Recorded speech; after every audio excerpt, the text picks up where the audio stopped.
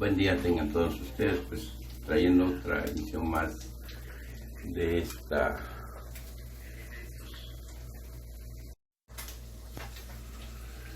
conferencia de prensa mañanera, edición más de este canal de YouTube Néctar de la Cruz.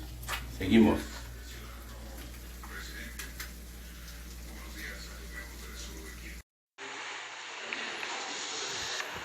Vamos a informar, como todos los martes, sobre el pulso de la salud, en especial lo que tiene que ver con pandemia y las vacunas. Vamos a iniciar con el doctor Hugo López-Gatell, luego Marcelo Ebrard, por lo de el abasto, el envío de vacunas, y el general Luis Crescencio Sandoval para la logística y la distribución de las vacunas. Estos tres servidores públicos van a informar. Entonces, comenzamos, Hugo.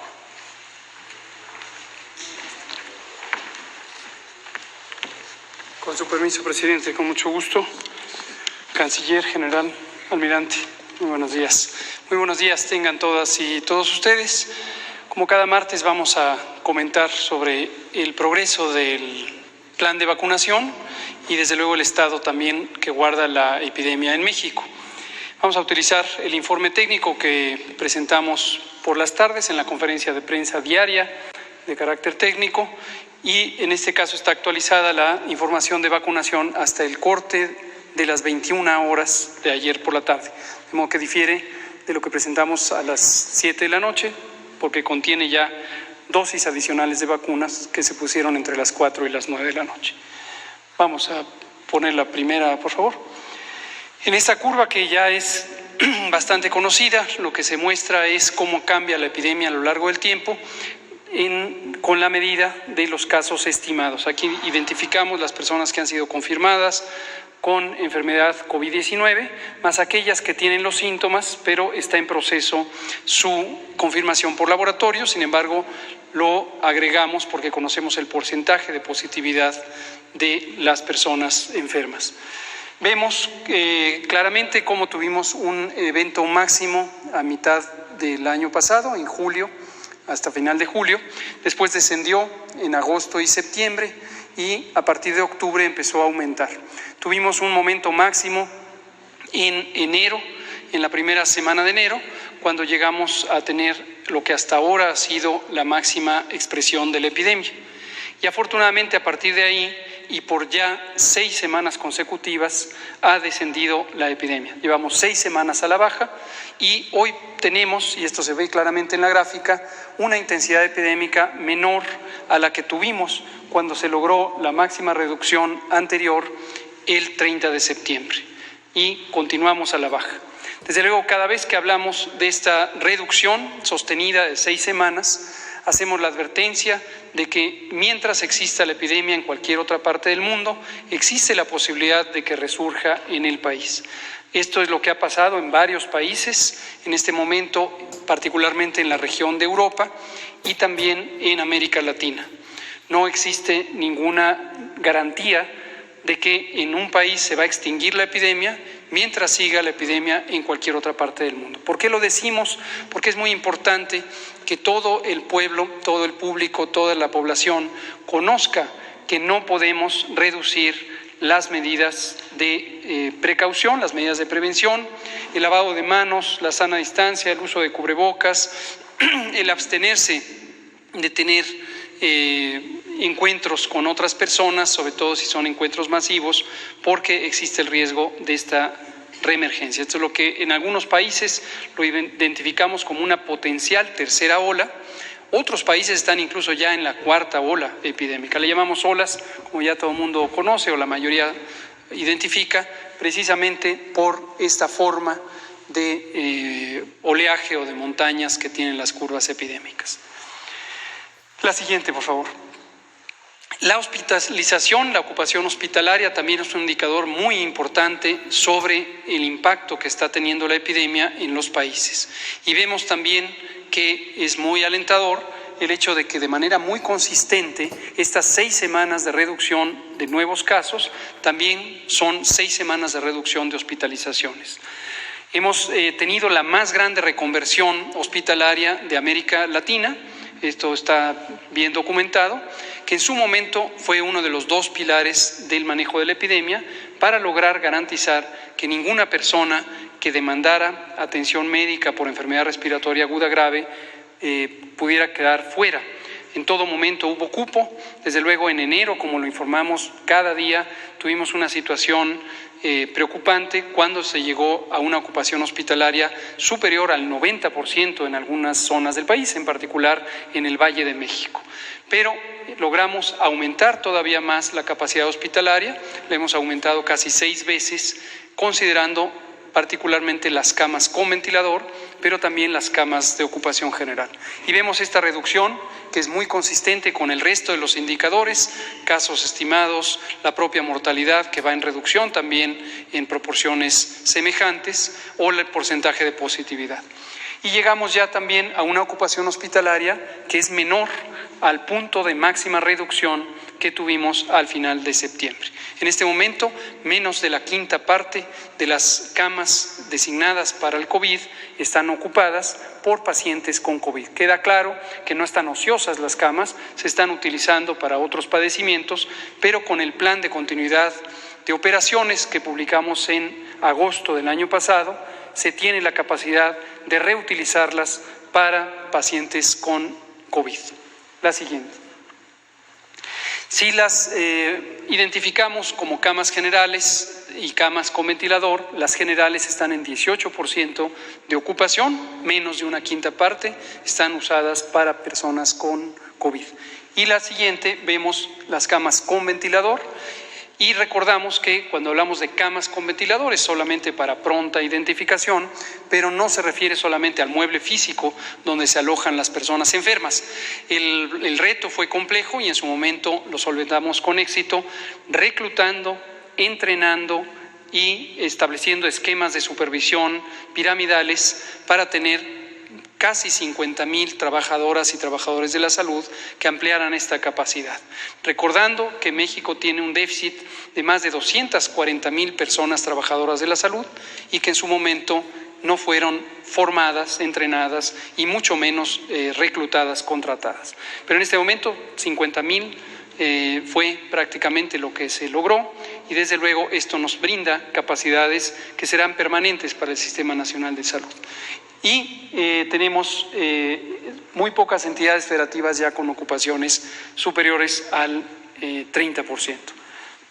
Vemos la vacunación, pasemos a este aspecto tan importante. A partir de la llegada de las vacunas, que en México fue el 23 de diciembre del año pasado, cuando fuimos el primer país de América Latina en empezar la vacunación y uno de los primeros 10 países del mundo en iniciar la vacunación, a partir de la llegada de las vacunas cambia sustancialmente la capacidad de manejo de la epidemia en todos los países que hemos tenido esta posibilidad. ¿Por qué razón? Porque las vacunas son un mecanismo de protección específica, a diferencia de las medidas generales de prevención en salud pública. Las vacunas protegen de manera específica. Comentábamos el viernes pasado la importancia de ir vacunando a las personas que tienen el mayor riesgo, las personas adultas mayores, porque de acuerdo con las estimaciones, las modelaciones epidemiológico-matemáticas de nuestro grupo técnico asesor, si vacunamos a las personas adultas mayores en la primera prioridad, como ha ocurrido también en otros países, cuando lleguemos a vacunar al 20% de la población, vamos a reducir 80% la mortalidad. Esto es porque las personas adultas mayores tienen la mayor susceptibilidad, la mayor peligro de tener complicaciones y defunciones por COVID. Por eso se estableció así el programa.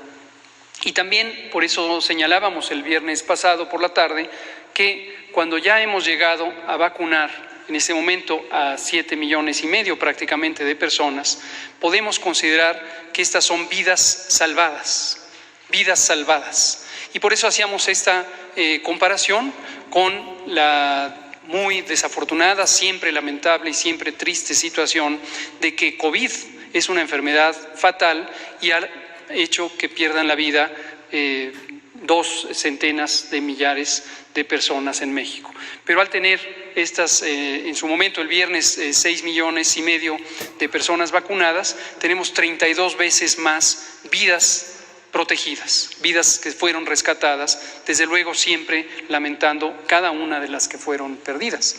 Pero en adelante, conforme va avanzando el plan de vacunación, son vidas que vamos salvando, vamos protegiendo. Ayer tuvimos 240,429 aplicaciones de vacuna. Estas son, como veremos enseguida, mayormente en las personas adultas mayores. La siguiente. 7,150,091 aplicaciones acumuladas desde el 23 de diciembre y estas son las que mencionábamos, estas son vidas salvadas en la medida en que estamos utilizando vacunas altamente eficaces, por supuesto seguras, y permiten ya desde la primera dosis cerca del 80-85% de la potencia de protección, de la eficacia que se puede llegar. En su momento, la segunda dosis tiene como propósito principal el extender la duración de la inmunidad. Desde luego aumenta un poco más entre la primera y la segunda dosis, pero cerca de 80-85% del efecto se logra ya desde la primera dosis. Recordar que no se logra de manera inmediata y que las personas vacunadas, y lo decimos particularmente en estas semanas de asueto para muchas personas, la persona vacunada no está protegida de manera inmediata. Vemos con preocupación algunas personas que salen del puesto de vacunación y ya se olvidan, se quitan el cubrebocas, se empiezan a abrazar. No lo hagan, por favor.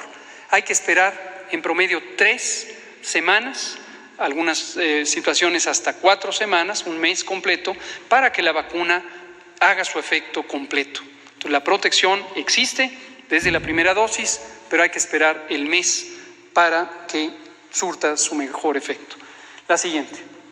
Aquí se ve la distribución, como lo presentamos todos los días, y podemos ver el personal de salud que fue vacunado en su momento, también fue con quienes iniciamos, porque son las personas del personal de salud que está en mayor contacto con pacientes COVID, quienes tienen un riesgo elevado de enfermar. Esto le llamamos la primera línea de respuesta y lo extendimos en su momento a la segunda línea de respuesta para considerar también a todo aquel personal que está, por ejemplo, en las ambulancias, en los centros de urgencias médicas, en los consultorios y, aunque no está en los hospitales COVID, está expuesto al riesgo de COVID. El personal educativo es exclusivamente en Campeche por el momento y también recordar a la población que el objetivo de vacunar al personal educativo es el uso de la vacuna para normalizar la vida pública. La educación, desde luego, es uno de los derechos fundamentales que tenemos que recuperar, que durante la pandemia ha sido temporalmente suspendida la modalidad tradicional de la educación, aunque por supuesto ha continuado en México y en otros países del mundo con las modalidades que la tecnología permite, pero que no son las ideales si consideráramos la oportunidad de el contacto directo de los educandos, las educandas con los mentores. Y al final vemos 5,409,633 personas adultas mayores ya recibieron la primera dosis. De ellas, 211,760, que es 4%, recibieron ya la segunda dosis. La siguiente. Este elemento es importante, afortunadamente se ha mantenido muy estable desde el inicio de la vacunación, son los eventos supuestamente asociados a vacunación e inmunización, ESAVIS. Esta calificación es una calificación técnica establecida por la Organización Panamericana de la Salud hace muchos años para identificar aquellas reacciones que tiene el organismo humano cuando es expuesto a vacunas. Y el porcentaje, que es 0.2% por cada 2,000 vacunas se presenta un evento, afortunadamente en más del 99% son eventos leves. dolor en el sitio de inyección, mareo, náusea, que duran poco tiempo, a veces se presenta fiebre el primero o segundo día después de la vacunación y 99% son este tipo de eventos. Los pocos eventos que han sido de consideración, que son 121 eventos, afortunadamente no han dejado secuelas, no han dejado daño permanente, ni han causado ninguna alteración fatal. La siguiente, por favor. Vemos la distribución de vacunas, lo que se ha recibido en México desde el 23 de diciembre de 2020. En total son 12.334.445 dosis de vacunas. De estas 5 clases de vacunas que estamos utilizando en México, Pfizer-BioNTech, 4.548.375. Fue la primera vacuna que utilizamos y es una vacuna que nos ha hecho, además, desarrollar nuestra capacidad en salud pública. El reto de la ultracongelación nos permitió organizarnos para tener una expansión acelerada, pero muy efectiva, de la capacidad de refrigeración, en este caso de ultracongelación, una vacuna que se conserva a 70 grados centígrados bajo cero. Después tenemos AstraZeneca. Originalmente habíamos recibido 800,000 vacunas que ya fueron aplicadas hace varias semanas a partir de un contrato que se hizo con el Instituto Serológico de la India, una empresa farmacéutica productora de vacunas que abastece a más de 94 países y al sistema de Naciones Unidas. Y recientemente tuvimos el abastecimiento, el domingo por la noche, a las 10 de la noche, tuvimos el abastecimiento de 1.5 millones de dosis de vacunas que fueron producto de la respuesta muy positiva del gobierno de Estados Unidos a la petición que hizo el presidente López Obrador y las gestiones del canciller Ebrard, quien explicará este proceso. De Sinovac teníamos 4 millones de dosis, también la mitad ya ha sido aplicada, la otra mitad recientemente llegó, han llegado embarques de 1 millón y en este momento ya se distribuyó lo más reciente para que sea aplicado esta misma semana. Todas estas vacunas que aparecen ahí enlistadas ya han sido distribuidas a los estados, los 3 millones de dosis más recientes para aplicación esta misma semana. 400,000 de Sputnik y estamos muy próximos a recibir posiblemente mañana 500,000 dosis nuevas, que son la primera dosis de igual número de esquemas para 500,000 personas. Y lo último es CanSino, es la vacuna que más recientemente se incorporó al esquema. Recordar que esta vacuna se produce a granel en China, llega a México y se envasa y se termina aquí para su uso. Me parece que esta es la última. Entonces, en resumen, lo que queremos recordar es la modalidad de control de la epidemia. En este momento está principalmente fundada en la vacunación. La vacunación es un elemento de protección específica. No por ello hay que quitar las medidas de protección convencionales en la salud pública que son importantes hasta que se logre una reducción permanente o sostenida o constante de la epidemia. Y aunque llevamos 6 semanas de reducción de la epidemia, no hay que bajar la guardia, hay que mantenernos en esa capacidad. Las 32 entidades federativas están en reducción durante estas 6 semanas y estaremos muy atentos de que pudiera haber signos de algún rebrote para reaccionar ante ello. Y para prevenirlo es que se cambió la táctica, la estrategia de vacunación es la misma que fue planeada durante varios meses durante 2020, pero la táctica, la modalidad específica de aplicación por un periodo corto de tiempo es la que ha cambiado para concentrar la protección en las 6 entidades federativas del centro del país, lo que se conoce como la megalópolis, que son donde existe el mayor riesgo por la densidad poblacional y el tamaño poblacional. En su momento, cuando culminemos la vacunación de personas adultas mayores, lo que ocurrirá durante el mes de abril, entonces ya reactivaremos otros elementos que están previstos en el plan para expandirlo. No olvidar, el programa de vacunación es universal, es gratuito y va a haber vacunas para todas y todos. Espere su turno, por favor. Muchas gracias, presidente.